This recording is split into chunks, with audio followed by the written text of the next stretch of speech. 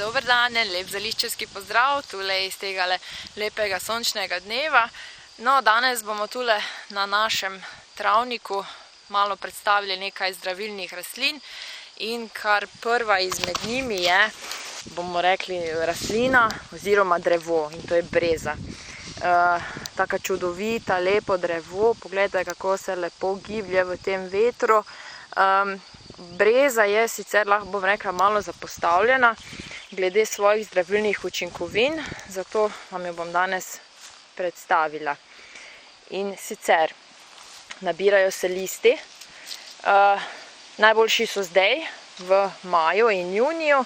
Zakaj? Ker so mladi listi in še nimajo toliko grenčin oziroma tistih čreslovin v sebi, ki jih kasneje, če bi jo nabirali v mesecu avgustu, razvije.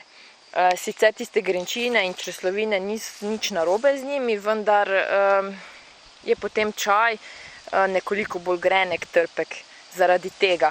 Kako se nabira? Čisto preprosto, primete vejo, potegnete liste in evo, kar kmalu boste imeli polno košaro. Torej, nabiramo mlade liste. Ni važno, če so že tisti poganki zraven, cvetoči, jih lahko komot zraven posušite.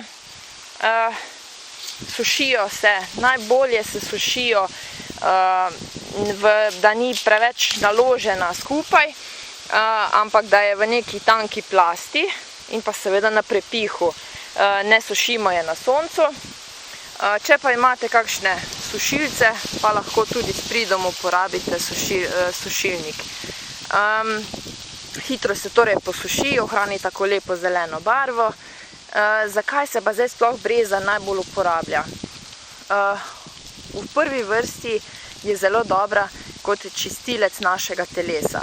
Torej, pomaga pri odvajanju odvečne vode iz telesa, pri odvajanju seča, pomaga tudi pri tistih, ki imajo težave z mehurjem, z ledvicami, če imate težave s pekočim uriniranjem. Tako da zraven breze jaz priporočam še, da dodate rumeno koprivo ali navadno koprivo. Če dodate še mogoče kakšen semena peteršilja in s tem spodbudite delovanje vaših ledvic. Pazite, mogoče le to pač semena peteršilja, naprimer, se tudi uporabljajo za odvajanje seča oziroma za čiščenje ledvic, vendar rada dražijo ledvica, medtem ko breza jih samo nežno spira. Nima nobenih stranskih učinkov, lahko jo spijete tudi kakšen liter do liter pa pol na dan, vendar ker ima močen odvajalni učinek na telo, zraven spite še vsaj enako količino vode. S tem boste še pospešili delovanje breze in še hitreje očistili vaše telo in pa se otresli težav z ledvicami in mehurjem. Drugače pa zelo dobro deluje tudi na naše črevesje, na našo presnovo, tako da si jo le s pridom naberite in dobro posušite. No, pa da se takole malo sprehodimo po našem travniku, gremo kar do naslednje rastline, ki že tudi cveti in je nekoliko manj poznana. In to je, ste jo že prepoznali, to je travniška kadulja. Kako izgleda? Takole vijolični cveti po steblu in pa listi so zelo podobni žajbljovim, zato se jim pa tudi reče travniška kadulja. Travniška kadulja se nabira ob cvetenju z listi in cvetovi. Steblo je nekoliko bolj smolnato od navadnega žajblja, je pa travniška kadulja zelo primerna za čiščenje organizma, če so razni prehladi. Uporablja se isto kot žajbelj, torej če so težave z vnetjem ustne votline, žrela, ga uporabljamo za grgranje. Vsebuje torej eterična olja, čreslovine, flavonoide in ti delujejo potem na našo prebavo, presnovo.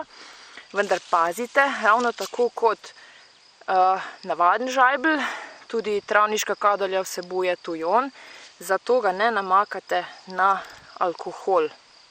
Torej si iz njega ne pripravljate tinktur, lahko pa ga namočite na vino in si iz njega pripravite krepčilno vino, ga uporabljate za krepčilo. Kako si pripravite? Tako, da pač naberete polno pest cvetov, ki jih date na 1 liter belega vina, pustite stati to nekje 3 tedne in pa precedite in kasneje pijete to po žličkah. To krepčilno vino morate pa porabiti potem v 2 tednih. Ravno gledam okrog sebe, hotela sem vam pokazati še kozjo brado, vendar se je že zaprla. Ona je namreč tudi taka travniška ura. Zato vam bom pa predstavila rastlino, ki raste kar tule zraven tele kadolje, jo verjetno tudi že vsi poznate, črna detelja. Črna detelja se isto nabira ob cvetenju, nabere se tale zgornji del, tale košek. Zakaj se uporablja? Uporablja se, to je v bistvu ženska rastlina in se uporablja pri težavah z menstruacijo. Če so težave sploh pri težavah z menopavzo, pa če so težave z oblivanjem, torej z noj. Zakaj je ženska rastlina? Pač nekako pospešuje nastajanje tega našega hormona estrogena in lajša te naše mesečne težave in pa seveda težave žensk, ki nas pestijo v starosti. Ene so malenkost bolj svetle, druge so temnejše, ni važno. Kar dobro si jih naberite. Uporabljate kot čaj, torej jih posušite, te cvetne koščke, uporabljate v čajnih mešanicah ali samostojno, lahko si naredite tudi tinkturo iz njih.